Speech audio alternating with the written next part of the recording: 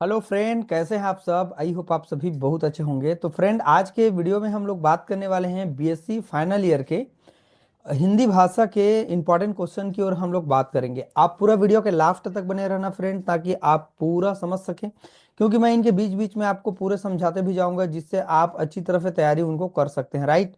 तो देखेंगे, आप पूरा वीडियो के लास्ट तक बने रहना फ्रेंड। अगर आप हमारे चैनल में नए आए हैं तो चैनल को जाके सब्सक्राइब कर लेना, ताकि इस तरह की जो भी इंपॉर्टेंट वीडियो रहेगा वो सभी स्टूडेंट को मिल जाएगा। राइट। देखते हैं। देखिए, हिंदी जो भाषा होता है, चाहे बीएससी फर्स्ट ईयर हो, सेकंड ईयर हो, चाहे फाइनल ईयर हो, ठीक है, बहुत ही इंपॉर्टेंट एक विषय होता है और सरल भी होता है। आसानी से हम अच्छे से लिख सकते हैं। मान लीजिए कोई सब्जेक्ट में आपका केमिस्ट्री, बॉटनी या जूलॉजी में अगर कम नंबर आ रहे हैं, तो वहां कवर कर सकते हैं ये हिंदी आपका जो भाषा है। ठीक। क्योंकि इनमें ज्यादा आपको रटना नहीं है, ज्यादा और आपको एकदम ज्यादा दिमाग नहीं लगाना है। एकदम लैंग्वेज इसका बहुत ज्यादा इजी है। तो चलिए समझते हैं। अगर चैनल में नए आए होंगे फ्रेंड, तो चैनल को जाके तुरंत सब्सक्राइब कर लेना, ताकि इस तरह से जो भी इंपॉर्टेंट वीडियो रहेगा वो आप सभी को मिल जाएगा। ये देखिए, ये पहला यूनिट में कितना क्वेश्चन दिया है। ये टोटल दिया है यहाँ पर 13 क्वेश्चन, ठीक है। और दूसरा यूनिट में दिया है 21 क्वेश्चन। तीसरा यूनिट में दिया है यहाँ पर 14। और चौथा यूनिट में दिया है 14। अब पांचवा जो यूनिट है, इसमें दिया है टोटल क्वेश्चन आपका 27 क्वेश्चन दिया हुआ है। तो चलिए हम लोग यूनिट वाइज समझते हैं कौन कौन से सत्र में कौन से प्रश्न पूछे गए हैं, और उसी के बेस पर हम लोग तैयारी करेंगे। और बिल्कुल भी जो चिन्ह लगाते जाएंगे वही प्रश्न हमारे एग्जाम में देखने के लिए मिलेंगे। तो आप पूरे तैयारी के साथ रहिए। जो भी आपका पढ़ने का मटेरियल है उनको साथ में रख के चलिए, ठीक है। पेज को मत मिलाइएगा, क्योंकि जो जो इंपॉर्टेंट क्वेश्चन है मैं केवल क्वेश्चन को दिखाऊंगा आपको, ठीक है। पूरे आंसर को आपको नहीं दिखाऊंगा। कहीं कहीं कुछ कुछ जगह ऐसा है जो पीडीएफ बना है उसमें, कि कहीं पर मान लीजिए 13 पेज है तो सीधा आ गया है 16 पेज मान लीजिए, क्योंकि जो आंसर है उनको मैं छोड़ दिया हूँ।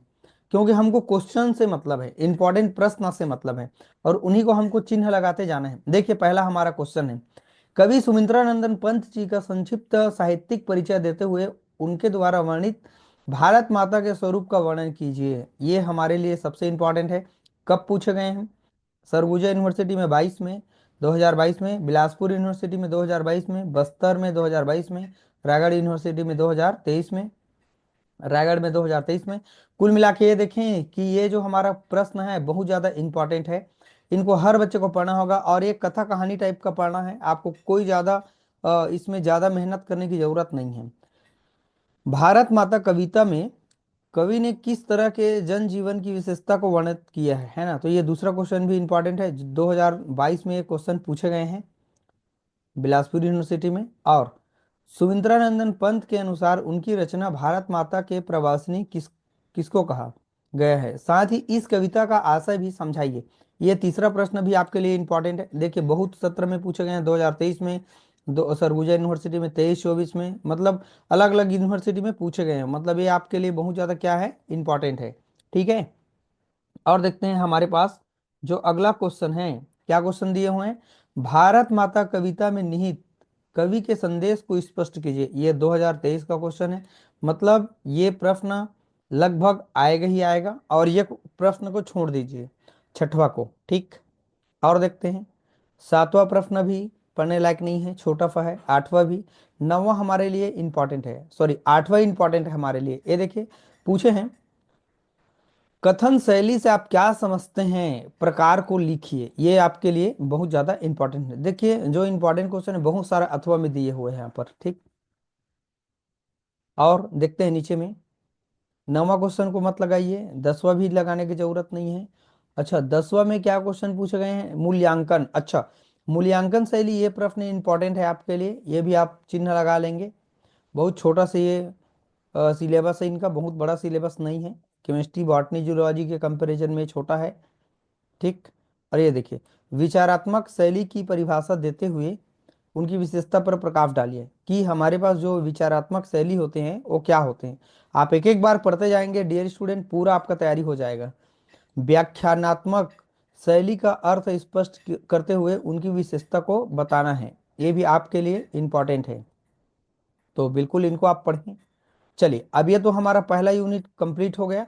और ये अथवा भी पढ़ लेंगे। व्याख्यात्मक और विचारात्मक शैली को स्पष्ट करते हुए उनके अंतर कीजिए, है ना। तो ये भी आपके लिए इंपॉर्टेंट है। तो मुश्किल से इसमें हमने चिन्ह लगाया है एक क्वेश्चन, एक बार दिखा देते हैं आपको, दो, तीन, और ये हो जाते हैं चार, ये हो गया चार क्वेश्चन। और देखते हैं, ये हो जाते हैं पाँच, और ये हो जाते हैं हमारे पास छः, और यहाँ पर है सात क्वेश्चन, ठीक, और ये आठ, और ये नौ। नौ प्रश्न आपको चिन्ह लगाना है, इतना तो पढ़ना पड़ेगा, हिंदी विषय है, ठीक है, और कठिन है ही नहीं। आपको तैयारी करना है अच्छे से, तन मन धन से, ठीक है। और देखते हैं, चलिए अब हम लोग सेकंड यूनिट की ओर आगे बढ़ते हैं। बहुत ही इंपॉर्टेंट है फ्रेंड, ये वीडियो आप जरूर देखें, आपके लिए बहुत ज़्यादा हेल्पफुल होगा। और अच्छे से मेहनत करिए, पेपर आपका बहुत पास है, 1.5 से 2 महीने में आप अच्छे से तैयारी कर सकते हैं। इस तरह से इंपॉर्टेंट प्रश्न को आप देखें, चिन्ह लगाएं और तुरंत पढ़ने के लिए रेडी हो जाएं। और जो सरल विषय है उन्हीं को पहले पढ़िए और साइड में उनको रखते जाइए। आप 4 दिन 5 दिन पढ़ते जाइए और साइड में उनको रखते जाइए, ताकि वो तैयारी हो गया है। उनके बाद दूसरा सब्जेक्ट उठा के पढ़िए, ऐसे तैयारी करते जाएंगे। चलिए देखते हैं। सूखी डाली के सारांश लिखते हुए उनके उसमें निहित लेखक के संदेश को स्पष्ट कीजिए। ये प्रश्न आपके लिए इंपॉर्टेंट है, 2024 में पूछे गए हैं बिलासपुर यूनिवर्सिटी में। बहुत ही अच्छा विषय है हिंदी, हमारी जो भाषा है। दादा मूलराज और बेला के चरित्र की तीन तीन विशेषता लिखो। अच्छा, ये भी आपके लिए इंपॉर्टेंट है, कब पूछे गए हैं देखो। बिलासपुर में 22 में पूछे गए हैं, 23 में पूछे गए हैं, ठीक है, और 24 में भी पूछे गए हैं। लगातार इनको पूछ रहे हैं, बिल्कुल संभावना है ये क्वेश्चन पूछ सकते हैं। छोटा सा है। एकांकी के तत्व के आधार पर सूखी डाली की समीक्षा कीजिए। ये 2022 का प्रश्न है बिलासपुर यूनिवर्सिटी का, इनको भी आप पढ़ लेंगे। और देखते हैं, हाँ, ये प्रश्न मत पढ़िए। अच्छा, सूखी डाली के केंद्रीय भाव को स्पष्ट कीजिए। थोड़ा सा आप इनको आधा पेज जरूर पढ़ लेंगे, ठीक। और देखते हैं, अच्छा ये प्रश्न देखें, सूखी डाली एकांकी के माध्यम से संयुक्त परिवार की आवश्यकता और अच्छाइयों की ओर संकेत किया है, इसे समझाइए। ये प्रश्न आपके लिए इंपॉर्टेंट है। ये अलग अलग यूनिवर्सिटी में अलग अलग सत्र में पूछे गए हैं, तो ये प्रश्न आप पढ़ लेंगे एक बार जरूर, है ना। देखिए, ये क्वेश्चन तो हमारे बिलासपुर यूनिवर्सिटी में पूछे नहीं गए हैं। अगर पढ़ लेंगे तो अच्छी बात है, और नहीं भी पढ़ेंगे तब भी कोई दिक्कत नहीं, ठीक है। तो अच्छा, इसको मत करिए, ये बिलासपुर यूनिवर्सिटी में भी नहीं पूछे गए हैं, इनको मत चिन्ह लगाइए, क्रॉस कर दीजिए उसको, ठीक। और ये देखते हैं, अगला जो प्रश्न है, हिंदी की विभिन्न संरचनाओं का संक्षिप्त परिचय दीजिए। इनको मत करिए, ठीक है। और ये देखिए, अगला क्वेश्चन है, दिशा बोधक संरचना से आप क्या समझते हैं। 7 अलग अलग दिशा बोधक शब्दों का प्रयोग करते हुए 7 वाक्य बनाइए। ये आपके लिए इंपॉर्टेंट है। अब देखते हैं, अब इधर ग्रामर का पार्ट आ गया हमारे पास। विधि सूचक संरचना का सा उदाहरण विवेचना कीजिए। ये 2023 का प्रश्न है, बिलासपुर यूनिवर्सिटी में पूछे गए हैं, ये आप जरूर पढ़ें। अनुक्रम से आप क्या समझते हैं, या अनुक्रम से क्या तात्पर्य है। ये 2022 का प्रश्न है, ज़्यादा बड़ा नहीं है ये, इनको आप जरूर पढ़ें। ये इंपॉर्टेंट है क्वेश्चन, है ना, 2023 में पूछे हैं। कारण कार्य संबंध संरचना से आप क्या समझते हैं, उदाहरण दीजिए। ये आपके लिए इंपॉर्टेंट है। और देखते हैं, चलिए ये दूसरा यूनिट हमारा कंप्लीट हो गया, इसमें भी हमने 7-8 प्रश्न लगाए हैं चिन्ह। अब देखते हैं तीसरा यूनिट। तीसरा यूनिट में जो पहला प्रश्न है, ये पहला प्रश्न है, इनको पहला चिन्ह मत लगाइए पहला को। और देखते हैं दूसरा क्वेश्चन, ये 2023 में पूछे गए हैं। कहानी मतलब मालती जोशी के द्वारा लिखे गए हैं, लेखिका है, के पात्र हरीश को, हरीश की किंकरत, है ना, इनमें कारण इसको बताना है ना, मतलब उनमें है, इसके अंदर आप पढ़ेंगे तो आप जानेंगे, इनको आप पढ़ेंगे। और देखते हैं, हाँ, ये आपके लिए इंपॉर्टेंट है। देखो कितना बार अथवा करके पूछे गए हैं। सब प्रश्न छोड़ेंगे लेकिन ये प्रश्न आप मत छोड़ेंगे, राइट, मेरा मतलब ये है। ठीक है। मालती जोशी द्वारा रचित कहानी वसीयत का सारांश लिखिए। ये देखो अलग अलग यूनिवर्सिटी में कितना बार पूछे गए हैं, यहाँ पर आप देख सकते हैं। आप इस तरह की चीजों को पढ़ें, मेहनत तो करना पड़ेगा, नो डाउट। वसीयत कहानी के आधार पर हरीश का चित्र अंकन कीजिए। ये भी इंपॉर्टेंट है आपके लिए, पढ़ लेंगे आप सभी, ठीक। चलिए और देखते हैं। अब आ जाते हैं ग्रामर में। कार्य कार्यालयीन पत्र किसे कहते हैं, इसके स्वरूप को बताएंगे। अगर आप उधर के पार्ट को नहीं पढ़ पाएंगे तो नीचे का जो ग्रामर वाला पार्ट दिया है उनको आप अच्छे से कर ही लेंगे, नो डाउट आप पास हो ही जाएंगे। ये दो परिपत्र में किन बातों का उल्लेख किया गया है, तो ये ऊपर वाला कार्यालयीन और ये दूसरा, दो प्रश्न हो गए मान के चलिए। ठीक है, आपको बताते जा रहा हूँ एकदम और इम्पोर्टेंट में।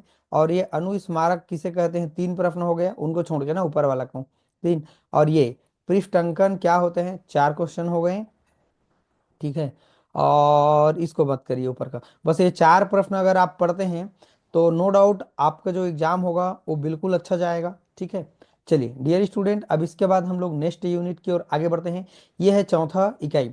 देखिए आपके लिए कितना ज़्यादा मेहनत करके पूरा पीडीएफ बना के अच्छे से हम समझा रहे हैं उनको, और चिन्ह भी लगवा रहे हैं ताकि आप जैसे स्टूडेंट कहीं भटके नहीं, आप आसानी से तैयारी कर लें। देखिए हर सब्जेक्ट अपने आप में इम्पॉर्टेंट है, कोई भी ऐसा सब्जेक्ट नहीं है कि एकदम सरल है कि एकदम कठिन है। मेहनत करने पर जो सरल होते हैं है ना, वो और सरल हो जाते हैं है ना, और जो कठिन होते हैं वो मेहनत करने पर और सरल हो जाते हैं वो भी। और अगर मेहनत नहीं कर रहे हैं तो जो सरल विषय होते हैं, इजी सब्जेक्ट जो होते हैं, वो भी आपके लिए कठिन हो जाते हैं। तो आप मेहनत करते रहिए, चीज़ों को समझते रहिए, आपका बुद्धि का विकास करते रहिए। जब तक आप पढ़ेंगे नहीं तो आपका बुद्धि का विकास नहीं हो पाएगा। तो चलिए हम लोग चौथा यूनिट की ओर आगे बढ़ते हैं। ये पहला सवाल है, योग की शक्ति में लेखक ने किस तरह की योग की विशेषता का वर्णन किया है। यह प्रश्न आपके लिए बहुत ज्यादा इंपॉर्टेंट है। दूसरा, कवि श्री हरिवंश राय बच्चन योग की शक्तिपीठ के माध्यम से क्या कहना चाहते हैं, इसके महत्व को प्रतिपादित कीजिए। ये भी आपके लिए इंपॉर्टेंट है, आप बिल्कुल इनको चिन्ह लगा लेंगे। योग की शक्ति पाठ का मूल्यांकन अपने शब्दों में कीजिए, पढ़ें आप जरूर। हिंदी में ज्यादा एकदम छोड़ने की जरूरत नहीं है, और जितना छोड़ने लायक क्वेश्चन है मैंने छोड़ दिया। अगर मान लीजिए ऊपर के पाठ को अगर आप पढ़ना नहीं चाहते, नीचे के पाठ को अच्छे से कर लीजिए। अनुवाद किसे कहते हैं, अनुवाद एक भाषा में कही गई बात को दूसरे भाषा में कहना या बतलाना क्या कहलाते हैं, अनुवाद कहलाते हैं, है ना। तो अनुवाद की जरूरत हर समाज में हर जगह पड़ती ही पड़ती है। जैसे न्यूज में आप देखे होंगे, जैसे टीवी में आपने देखा होगा कि कोई इंग्लिश में भाषण देते रहते हैं, उनको हिंदी में ट्रांसलेट करने वाला कोई होता है। मतलब इसमें हमको एक स्रोत भाषा लेना होता है और एक लक्ष्य भाषा में उनको कन्वर्ट कर दिया जाता है। ठीक, तो ये स्रोत भाषा और लक्ष्य भाषा को अंतर पूछे गए हैं ना, तो इनको आप जरूर पढ़ें। अनुवाद, अच्छे अनुवादक जो अनुवाद करने वाले होते हैं उनको अनुवादक कहते हैं। उनकी विशेषता क्या होनी चाहिए, देखिए जो अनुवाद करने वाले होते हैं उनमें उनको बुद्धिमान होना चाहिए पहली बात तो, है ना। मतलब उस सब्जेक्ट में, जिस सब्जेक्ट में कन्वर्ट कर रहे हैं वो उस सब्जेक्ट में क्या होना चाहिए, उसका ज्ञाता होना चाहिए, मतलब नॉलेज होना चाहिए। अगला है उनको दोनों भाषा का ज्ञात होना चाहिए, दोनों भाषा का ज्ञान होना चाहिए। मतलब जिस भाषा में कन्वर्ट कर रहे हैं, जिस भाषा से कन्वर्ट कर रहे हैं, वो दोनों लैंग्वेज उनको मालूम होना चाहिए। ठीक है, और उनमें ग्रामर की त्रुटि नहीं होना चाहिए, यहाँ पर लिखा हुआ है। उनमें शुद्धता होनी चाहिए, है ना। और यहाँ यहाँ पर आप पढ़ेंगे एक बार तो आपको समझ में आ जाएगा, हर तरह से यहाँ पर समझाया गया है। अनुवाद को किस तरह से अनुवाद प्रक्रिया अपनानी चाहिए, ये 2023 का प्रश्न है, बिलासपुर यूनिवर्सिटी का, आप पढ़ें।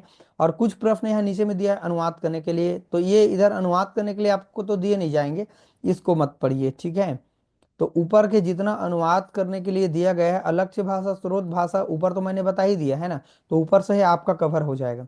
चलिए फ्रेंड, अब हम लोग इसके बाद फाइनली लास्ट यूनिट की ओर आगे बढ़ते हैं। आई होप सबको वीडियो पसंद आ रहा होगा, अच्छा भी लग रहा होगा। प्लीज़ दोस्तों जाके लाइक कर दीजिएगा, कमेंट कर दीजिएगा, अगर नए आए हैं चैनल में तो जाके सब्सक्राइब कर लेना। इतना अगर आप कर लेते हैं तो हमको भी एक मोटिवेशन मिल जाता है, राइट ना। चलिए देखते हैं, ये 2022 का प्रश्न है, भारत में धर्मनिरपेक्षता से आप क्या समझते हैं, क्या अभिप्राय है। तो ये पहला क्वेश्चन पूछे गए हैं, आप पढ़ें इसको। और नवाचार किसे कहते हैं, भाई आपके मन में नवाचार आ रहा है, नया विचार आ रहा है तो वो नवाचार होगा। एक नया क्रिटिकल थिंकिंग अगर आ रहा है तो वो नवाचार होगा। तो ये किसके संदर्भ में बोले गए हैं, आप इनको जरूर पढ़ें। ठीक, ये दो प्रश्न हो गए यहाँ पर। और देखते हैं, वैश्वीकरण के दौर में सभी संस्कृतियां एक दूसरे को किस तरह से प्रभावित कर रही है, समझाइए। ये आपके लिए इंपॉर्टेंट है, 2023-24 का प्रश्न है, 22 में भी पूछे गए हैं, बिल्कुल इस साल भी ये प्रश्न पूछने की संभावना है।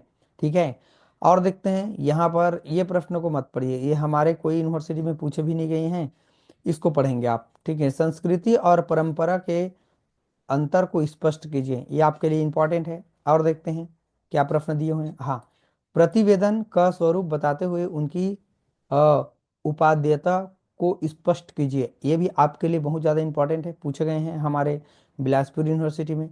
और देखते हैं ये निमंत्रण पत्र कितने प्रकार के होते हैं, इनको भी आप जरूर पढ़ें, इनकी जरूरत क्यों पड़ती है, ये 2024 का प्रश्न है। और अलग अलग यहाँ पर पत्र लिखने के लिए दिए हैं, निमंत्रण पत्र अलग अलग दिए हैं, कोई ना कोई एक निमंत्रण पत्र जरूर आएंगे। जैसे यहाँ जन्म दिवस के लिए यहाँ पर एक पत्र लिखे गए हैं, इनको आप पढ़ें। और यहाँ पर किसी दुर्घटना की जांच का प्रतिपादन तैयार करना, प्रतिवेदन तैयार करना, ये भी पूछे गए हैं। इस तरह से कोई ना कोई एक पत्र आपके पेपर में जरूर पूछे जाएंगे, आप तैयारी करें। आपके महाविद्यालय में आयोजित समारोह को ध्यान में रखकर प्रतिवेदन का नमूना तैयार कीजिए, ये भी आपके लिए इम्पोर्टेंट है। और निमंत्रण पत्र की आवश्यकता क्यों होती है, अपने भाई के विवाह के लिए निमंत्रण पत्र तैयार कीजिए, आपके लिए इम्पोर्टेंट है। तो इतना क्वेश्चन आपको पढ़ना है डियर स्टूडेंट, हमने आपके लिए सब चीज़ तैयार कर दिया और इस तरह से आप चीज़ों को अच्छे से कर सकते हैं, देख सकते हैं। हमने पूरा आपके लिए हिंदी विषय के लिए भी हमने क्या कर दिया, चिन्ह लगवा दिया। आई होप सभी ने पढ़ा, देखा, समझा और चिन्ह भी लगाए होंगे। अगर आप चिन्ह नहीं लगाए हैं तो तुरंत जाके चिन्ह लगा लेंगे, और आपके जो भी फ्रेंड होंगे, दोस्त यार होंगे, उनको आप जरूर इस तरह के जो वीडियो है उनको जरूर शेयर करें और हमको सपोर्ट करते रहें, हम भी भविष्य में आपको हमेशा सपोर्ट करते रहेंगे। ठीक है, तो चलिए फ्रेंड, आज के वीडियो को हम लोग यहीं पर कंप्लीट करते हैं। अब इसके बाद हम लोग अगले वीडियो में बीए फाइनल ईयर के जो सब्जेक्ट होंगे उनको हम लोग देखेंगे, समझेंगे। अब बीएससी जो फाइनल ईयर है, अ, हिंदी भाषा है ना, और बॉटनी दोनों पेपर, जूलॉजी दोनों पेपर, केमिस्ट्री तीनों पेपर, टोटल 8 वीडियो हमने अपलोड कर दिया है, उनको जाके आप प्लीज़ ज़रूर देखना। और बीएससी सेकंड ईयर के भी सारे सब्जेक्ट पर हमने वीडियो अपलोड कर दिया है। सेकंड ईयर बीए जो है उनके लिए भी सारे विषय जो भी है इंपॉर्टेंट क्वेश्चन, उन पर भी हमने वीडियो अपलोड कर दिया है।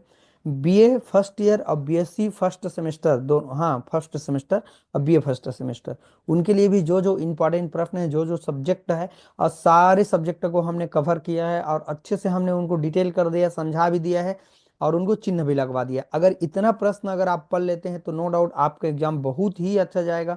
मेरा विश्वास है, आप मेहनत करते रहिएगा और अपने जीवन में विकास करते रहिएगा।